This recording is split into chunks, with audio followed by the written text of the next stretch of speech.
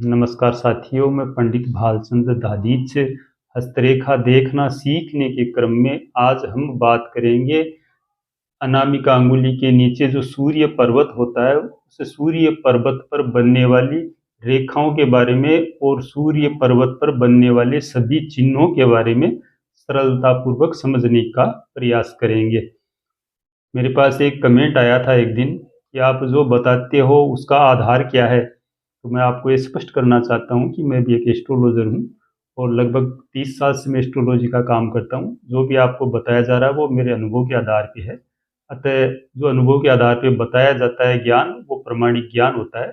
अतः जो भी आप वीडियो देख रहे हो, यदि आप में सीखने की रुचि है तो आप अच्छी तरह से इनको सीखें, और यदि आपकी जिज्ञासा है तो वो भी आप शांत करें, क्योंकि आपको जो ज्ञान दिया जा रहा है वो कोई फर्जी ज्ञान नहीं है, अनुभव के आधार पर ज्ञान है।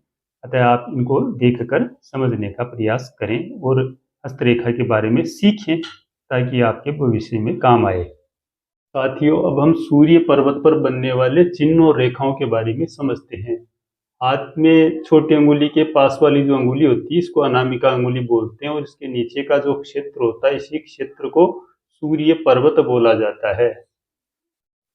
सूर्य पर्वत। इसके ऊपर जो चिन्ह रेखाएं बनती हैं उनके बारे में हम समझेंगे। ये होती है हृदय रेखा, और इसके बीच में बहुत से लोगों के हाथों में इस प्रकार से रेखा बनी हुई होती है। इस रेखा को ही सूर्य रेखा बोला जाता है, और ये सूर्य रेखा की उत्पत्ति होती है वहां पर। इस प्रकार से रेखा मिलकर कई हाथों में मैंने देखा इस प्रकार से एक त्रिभुज की सी आकृति बन जाती है। कई हाथों में या नीचे मिलकर भी त्रिभुज की आकृति बनती है, और कई हाथों में जैसे बीच में भी इस प्रकार से ये त्रिभुज सा बन जाता है। ये कहीं भी बनो इस क्षेत्र में, इसको त्रिभुज बोला जाता है, और त्रिभुज के जो फल होते हैं वो समान ही होते हैं, चाहे वो यहाँ बनो चाहे यहाँ बनो। या सूर्य क्षेत्र में कहीं पर भी यदि निर्दोष त्रिभुज बनता है तो ऐसा व्यक्ति जो होता है वो धार्मिक प्रवृत्ति वाला होता है। वो व्यक्ति दूसरों के हित का चिंतन करने वाला होता है, किसी भी व्यक्ति का वो अहित नहीं कर सकता, बेहद धार्मिक प्रवृत्ति वाला होता है। और उस व्यक्ति का मान सम्मान जो होता है बहुत ही अच्छा होता है।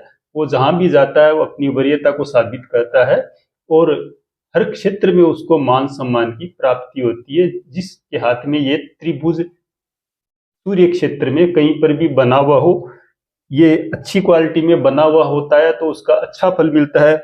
और यदि ये कटाफटी अवस्था में बना हुआ हो, जैसे आधा बन गया बीच में से कट गया, इस प्रकार से साफ सुथरा नहीं बना हुआ हो ये त्रिभुज, तो इसका फल आधा हो जाता है। ऐसे व्यक्ति को भाग्य वृद्धि तो होती है, लेकिन उसके लिए बहुत प्रयास करना पड़ता है, और काफी मेहनत के बाद में ऐसा व्यक्ति सक्सेस होता है। और जिसके हाथ में त्रिभुज निर्दोष बना हुआ होता है वह व्यक्ति आगे तरक्की भी करता है, प्रोग्रेस भी करता है, उसका मान सम्मान भी बहुत आगे तक बढ़ता है ऐसे व्यक्ति का जिसके हाथ में अनामिका अंगुली के नीचे त्रिभुज बना हुआ होता है। अब हम अगले चिन्ह के बारे में समझेंगे। क्रॉस। कई हाथों में इस प्रकार का, ये क्रॉस का या फिर प्लस का, इस प्रकार का चिन्ह भी अनामिका अंगुली के नीचे सूर्य पर्वत पर बना हुआ देखा है मैंने बहुत से हाथों में।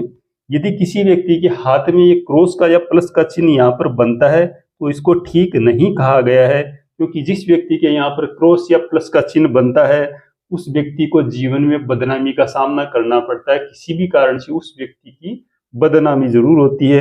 यदि वो व्यापार करता है तो उस व्यापार में बरोबर बाधाएं आती है, तथा इसका जो भाग्योदय होता है उसमें ये रुकावटें पैदा करने लग जाता है। ऐसा चिन्ह जिस व्यक्ति के हाथ में होता है तो ये अनामिका अंगुली के नीचे क्रॉस का चिन्ह ठीक नहीं कहा गया है, क्योंकि ये मान सम्मान को खराब करने वाला होता है। फिर हम बात करते हैं तिल। यदि किसी व्यक्ति के सूर्य क्षेत्र के ऊपर या सूर्य पर्वत के एरिया में तिल का चिन्ह बना हुआ हो, काला तिल, तो ये भी ठीक नहीं कहा गया है। उस व्यक्ति की प्रतिष्ठा को बहुत बड़ा धक्का लगाता है ये तिल यदि सूर्य पर्वत के नीचे बना हुआ हो। उस व्यक्ति के मान सम्मान के लिए ये ठीक नहीं कहा गया है, तथा वह व्यक्ति समाज में निंदनीय कार्य करने के कारण से बदनाम होता है। यदि सूर्य पर्वत पर तिल का चिन्ह हो, ये ठीक नहीं कहा गया है। फिर हम बात करते बिंदु। किन्हीं किन्हीं के सूर्य पर्वत के ऊपर बहुत से लोगों के हाथों में ऐसी रेखा जिसको बिंदु बोलते हैं और वृत्त भी बोला जाता है। तो ऐसा यदि गोला सा बना हुआ हो किसी व्यक्ति के हाथ में रेखाओं के द्वारा, तो ये बहुत ही अच्छा कहा गया है।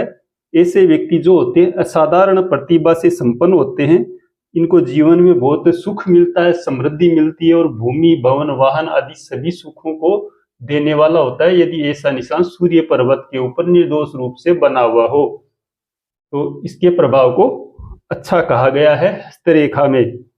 फिर हम बात करते हैं हस्तरेखा में कई लोगों की इस प्रकार से रेखा बन के एक द्वीप का सा चिन्ह बन जाता है। चाहे खड़ा द्वीप बनो चाहे आड़ा द्वीप, कैसे भी बनो, यदि सूर्य पर्वत के ऊपर द्वीप का सा चिन्ह बन जाए तो यह व्यक्ति में निराशावाद की भावना लाने वाला होता है। ऐसा व्यक्ति फटाफट निराशा आ जाती है ऐसे व्यक्ति में और वो जीवन में सफल होने में संदेह हो जाता है ऐसे व्यक्ति के, और व्यक्ति को चिड़चिड़ा भी बनाता है। और वो जब तक जीता है तब तक ऐसा व्यक्ति निराशावादी रहता है, आशा उस व्यक्ति में नहीं रहती, और जिस व्यक्ति में निराशा की भावना रहती है वो आगे बढ़ने में सक्षम नहीं होता है।